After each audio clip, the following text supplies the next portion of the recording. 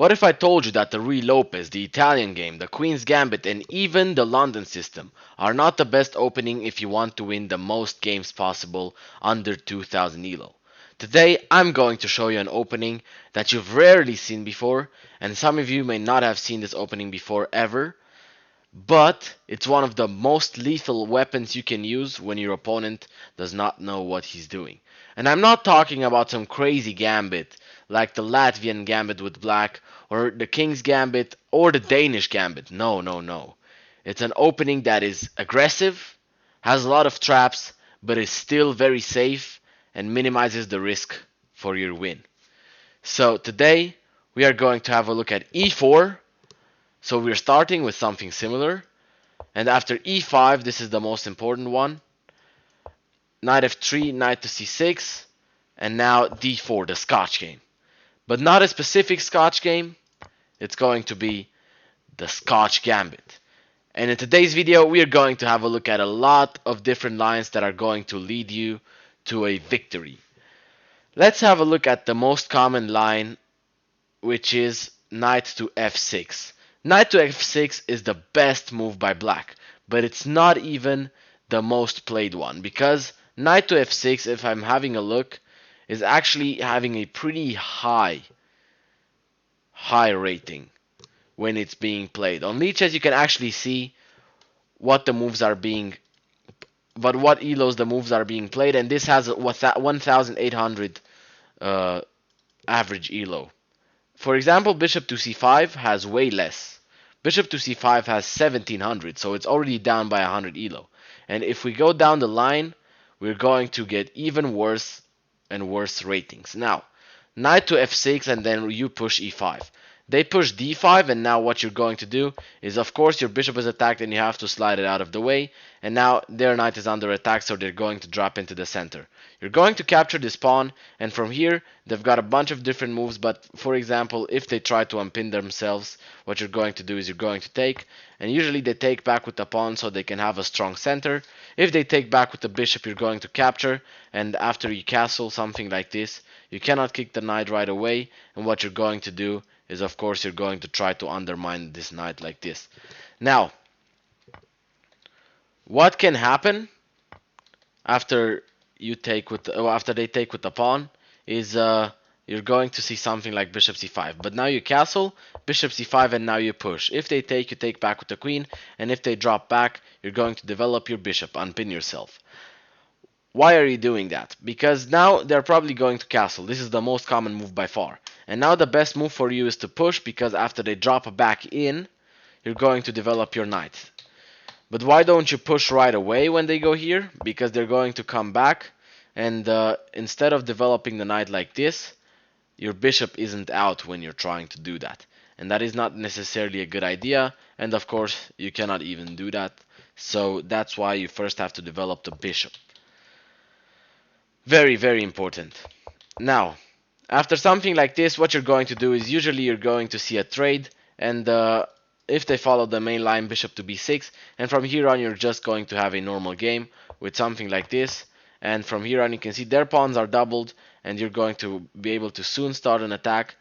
They are going to have to play f6 at some point, but if they do that, you're going to push, and after something like this, you're actually going to have a great game. So this is what happens after knight to f6. And this is literally the best line that black can get. That is the thing. Because what you're going to see after having a look at a few more lines is if they develop the bishop protecting the pawn, because obviously it's under attack, what you're going to do is you're going to give up another pawn. And you're telling me, wait, Stefan, but I thought we are not actually giving up a lot of pawns to create risks and stuff like that. Well, you give up a pawn, but you instantly have a bishop sacrifice. What? How come? Okay, they take, you're going to give a check, and it's a beautiful fork in the middle of the board. If they go back, you're going to give one more check, and after they open up this diagonal, if they do that, you're going to collect the bishop, and if they take here, of course, you're going to attack their rook in the corner, and they can only defend it with a knight like this. And after that, you're going to set a little bit more pressure, and from here on, you're not hesitating. because if you're hesitating to push, then you're going to lose. I'm sorry, not hesitating, hurrying. You're not hurrying because if you're hurrying to push, you're probably going to overextend and lose. Here, castle. If they take, of course, you're going to pin them and win. And if not, they're going to have a trouble and a hard time stabilizing because after you develop your pieces, you can even play rook to e1, rook to d1 is even a good move here. And if you turn on the engine, you can see knight to d2 and rook to e1 are engine moves. Now, this is the line. So once again, you give up the pawn. After they develop the bishop, they take, and now you're going to sacrifice the bishop. If they take, you give a check forking. If they go here, you're going to give another check, and you're hoping that they'll try to develop this on the diagonal. If not, you're just going to do something like this, and it's still going to be fine for you. Now, this is considered slightly better for black, simply because their position is a bit more compromised and it's not under attack. But the king still can castle and you still have a pretty nice position. Now, what can happen? Okay, from experience, I'm telling you, some people are going to be skeptical about capturing, even though it's the best idea. And what are you going to do here? Where if they go to the side, you're just simply going to develop the knight. Why? Because if they take, you still have the same exact idea, and that's why you're going to have to take here first. I mean, some people recommend something like this, and after takes, even with the rook, what you're going to do is you're going to develop like this. Even that works, but I'm going to tell you that you don't have to hurry moving the bishop away if they go here. Okay, that is very important. Let's have a look at yet another line. Another line is bishop to e7. Bishop to e7 is called the Hungarian defense of the Italian game. And it's called the Hungarian defense of the Italian game because you can see the bishop is on the same diagonal as in the Italian game. But it's not a classical Italian game. It's an open Italian game. And what you need to do here is you give up another pawn again. And I promise you, this is the last time. Okay, I'm not keeping my promises. This is not going to be the last time we're going to play with the c-pawn. But if they take, what you're going to do is you're going to threaten checkmate. And you're telling me, okay, Stefan, but it cannot be that easy, right? We cannot win this easily. Yeah, usually you don't. But from here, black only has one move. And white, even after that one move, has a 61% win rate. 61. So it's absolutely better for white. But the second, the third, the fourth, and the fifth move have a 99% win rate. So the only move is I'm going to show you afterwards, but one of the moves that you're going to try to pull off from my experience, and of course this is going to vary from ELO to ELO because right now where I'm at, every single opponent is finding that one defense. But when I used to be at around 1300 ELO when I started playing this opening, people would actually go for something like this, and it doesn't work because they get checkmated. So what you need to do is you need to be focusing on what they can do, right? So what else can they do here? Well, they can play knight to e5 protecting, but of course you're just going to capture and at the same time attack here. They cannot even protect that, and after something like knight to f6 you're simply going to develop, and from there on it's going to be easy peasy for you, okay? Don't worry about something like that. This game is going to be extremely easy for you.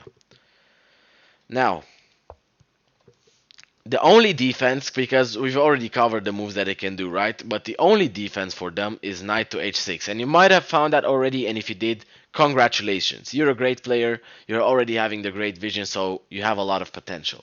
But knight to h6, protecting this. You're going to take. And now they castle. Why? Well, they castle simply because that's the only way to protect checkmate once again. And now you have a great move. You have a brilliant move. Sacrificing the bishop. So we have taken a look at 3 variations. 2 of them have a brilliant move in them. But why is it a brilliant move? They can just capture. Well, you've opened the king. And the idea was that if you go all the way back, they push. And no. It is not that, actually. Why is it not that? Because you can just develop. So that was a trap. Some people actually think that they can push here. Um, and that is not actually the case. So here, if you decide to move bishop to c1, what you're going to see is knight to b4. And if you try to move the queen away, then they're going to push. So that is the idea, right?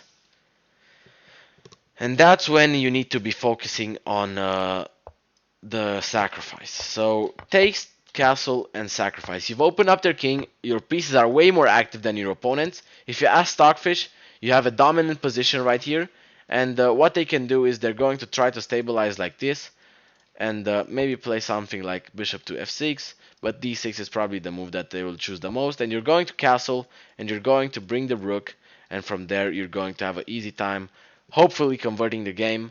But I'm giving you an advantage out of the opening. And what more can I give you than an advantage, actually, okay?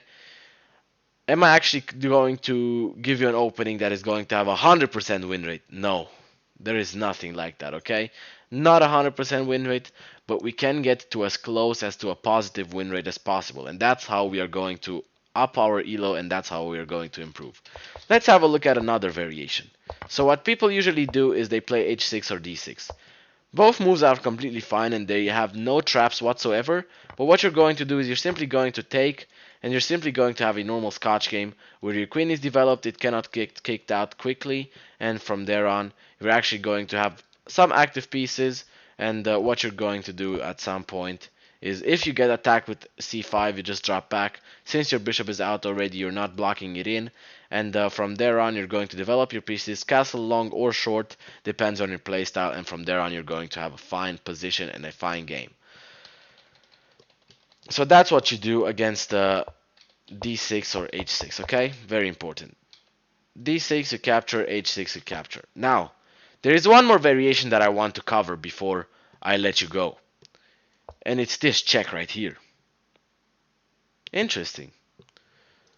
We're going to push. And now they take, and they're threatening a discover attack by also winning the rook. So of course we have to get out of the way. And after they take one more pawn, you're going to take back. Now here, taking this pawn is not even the best move for them, but is actually the most common move for them. So knight to f6 is the most solid move for black, and what you're going to do is you're going to push. And what is going to happen is they either push d5 here, which is quite interesting, because after they push d5 you have a normal position, and from there on what you're going to do is something like this, and then of course you either have to develop your bishop, or what you're going to do is you're going to give a check first, and after they block with the bishop you're going to attack the bishop at the same time. And I know it's getting complicated, but it's really straightforward if you think about it. After something like a trade, they're going to drop all the way back and you play bishop to h6, and from here on the position is actually completely fine. And yes, you do have to hang on to this pawn, and this is probably the worst outcome out of this position. But I'm here to tell you everything else that the opponent does, something like knight to e4 is going to be completely bad, because something like queen to d5 is going to be very, very beneficial for you, okay? You're threatening checkmate, you're threatening the knight, and even if they go to some square like g4, what you're going to be able to do is you're not even kicking them out first, you're going to take, and after that you're going to kick them out. And if they go here, of course they cannot take in the middle, because if they do, they're going to be in trouble. Double the trouble, double the fun. Now, f4, and they have bishop to b6, so it's not actually as fun anymore, because after they castle and you take, they're going to take back, and let's say the trade, your pieces are kind of underdeveloped, and yes, you are in a winning position, but it's a bit tricky. But of course, you're up material and you're going to have a fine time. So that's why I'm telling you, this is literally the worst outcome. Now what do you do if they take? You take back, and after they develop, you push. And of course here, actually knight to h5 is the best move for them, simply because the knight, even though it's inactive there, it actually has a quite interesting idea. And what you're going to do is you're going to kick them out, and after that you're going to play knight to d4, and after something like a trade, you're going to really have a fun time, simply because you see these bishops are quite like in the Danish gambit, but it's not even near as risky as a Danish gambit. Now, this is the opening that brought me to 2000 ELO and above, but really after 1800 ELO it's quite difficult to get into these type of lines because you're most likely going to face the knight to f6 variation, which is going to result in the same, literally the same game each game. So that may be the downside to this opening, but everything else, I'm telling you, this opening is a gem. And people do not know what to do against it, and they tend to panic a lot simply because they do not see something like the Max Lang attack or the Scotch Gambit, the Hacksaw Gambit. And if they play the London defense, which is this bishop to b5, bishop to b4 variation with a check. This is also the second best outcome for them, but it's actually only seventh most played move, so it's not even as most played. So if you had fun, if you learned a new opening, let me know in the comments below and try it out. Please let me know how it goes. And I'm telling you, this opening is even played by grandmasters like Kramnik, Magnus Carlsen, and even other strong grandmasters just to put their opponent a little bit off meta. Just, of course, the grandmasters know the theory better than your opponents do. So for you, this opening is going to perform even better. Go try it out, let me know, and have fun. See you next time.